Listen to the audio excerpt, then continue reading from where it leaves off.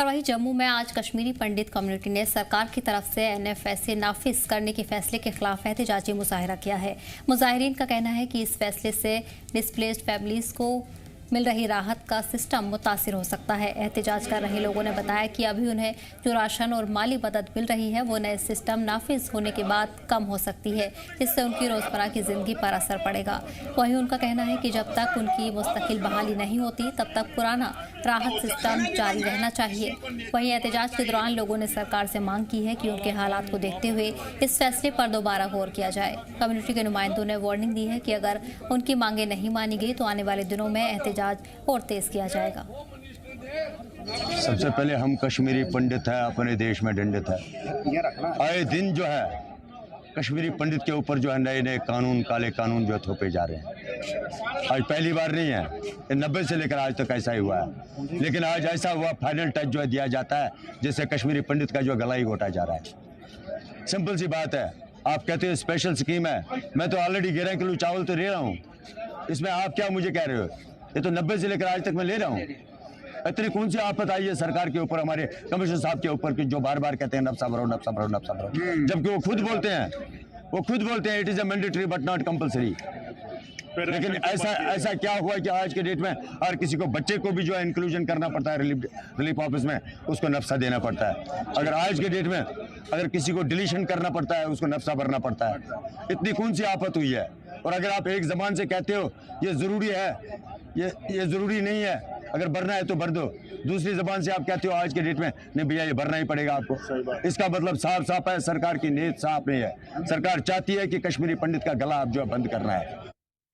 इसी पर ख्वाहिश हमारे साथ लगातार बने हुए हैं। ख्वाहिश, नफसा नाफिज करने से कश्मीरी पंडित नाराजगी जाहिर कर रहे हैं, पुराने सिस्टम को ही लागू रखने की उनकी तरफ से मांग की जा रही है। क्या कुछ नुकसान इस सिस्टम से उन्हें होंगे और किस तरह की मांगे उन्होंने इंतजामिया से रखी हैं?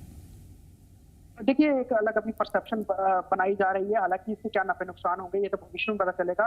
लेकिन नफसा जो है उसको उसकी रजिस्ट्रेशन के लिए कश्मीरी पंडितों को कहा जा रहा है। आपको बताऊं कि कश्मीर से विस्थापित होने के बाद कश्मीरी पंडित कम्युनिटी के लोगों को यहाँ पर मुफ्त राशन, इवन की सरकारी जो है वो धनराशि मिलती है हर महीने के हिसाब से। उसके अलावा कई सारी और फैसिलिटीज मिलती हैं।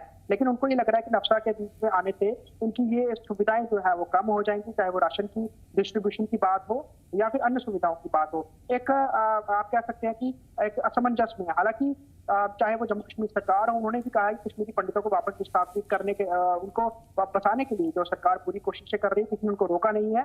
और अब धीरे धीरे करके जो है उनको अपनी कुछ जगहें जो है वो कई लोग जो है रिक्लेम भी कर रहे हैं।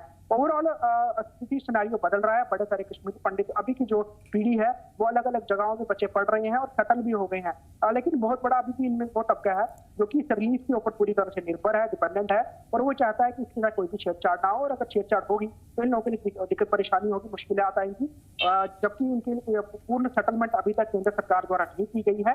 तो इनका यही कहना है कि जब तक हमारी जमीनें, हमें घर हमारे वापस नहीं मिलते, तब तक सरकार द्वारा दी जा रही सहायता पर किसी भी तरह से कोई कमी नहीं होनी चाहिए। कटाव, उसमें कोई उसको कम नहीं किया जाना चाहिए। तो ये तमाम चीजें हैं। और नफसा को लेकर उन्होंने ये कहा कि अगर ये इसमें इसको कंपल्सरी नहीं है तो फिर क्यों इस पर बार बार इस पर जोर भरा जाता है कि इसको भरिए, इसको आप इसको रजिस्टर कीजिए।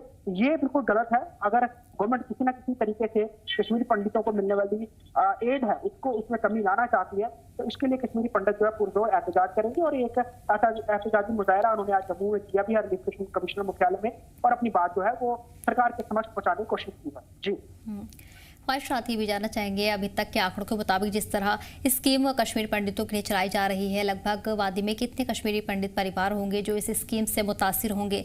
वहीं अगर नफसा के फायदों की बात करें तो क्या कुछ सरकार की तरफ से इसके फायदे बताए जा रहे हैं? देखिए, ये एक डेटा इसको मेंटेन करने के लिए भी एक प्रक्रिया है। साथ ही साथ अगर हम बात करें, जम्मू में बहुत सारे कश्मीरी पंडित परिवार जो है रहते हैं, जो कि माइग्रेट होने के बाद यहाँ पर बतौर माइग्रेंट के तौर पर यहाँ पर रहते हैं। तो उनका आंकड़ा जो है वो हजारों लाखों में जा पहुंचा है, क्योंकि पीढ़ियां अब आगे बढ़ गई हैं। 1990 के बाद से ही अब कई पीढ़ियां आगे आ चुकी हैं।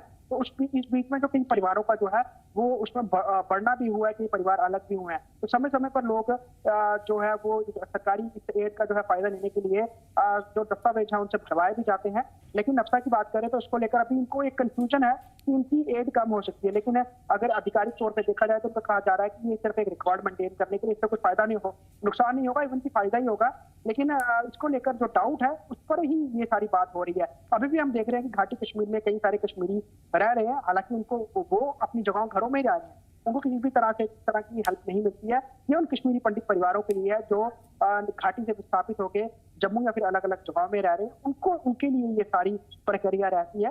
मोरोवर अभी जिस तरह से और आगे इसको लेकर चीजें निकल के सामने आएंगे तभी क्लियर हो पाएगा कि क्या इस पूरे प्रक्रिया से कश्मीरी पंडित कम्युनिटी को फायदा हो रहा है, नुकसान हो रहा है। लेकिन अभी एक आप कह सकते हैं कि इनको एक कंफ्यूजन ही है या फिर एक डाउट है जिसको लेकर ये बात रख रहे हैं और अभी कह रहे हैं किसी भी तरह से इनको मिलने वाली एड में कटौती नहीं होनी चाहिए। जी ख्वाहिश, जम्मू में आज किन किन अहम मकाम पर यह एहतजाज कश्मीर पंडितों की तरफ से किया गया है? क्या कुछ उनका कहना है कि आगे भी यह एहतजाज जारी रहेगा इसी तरह?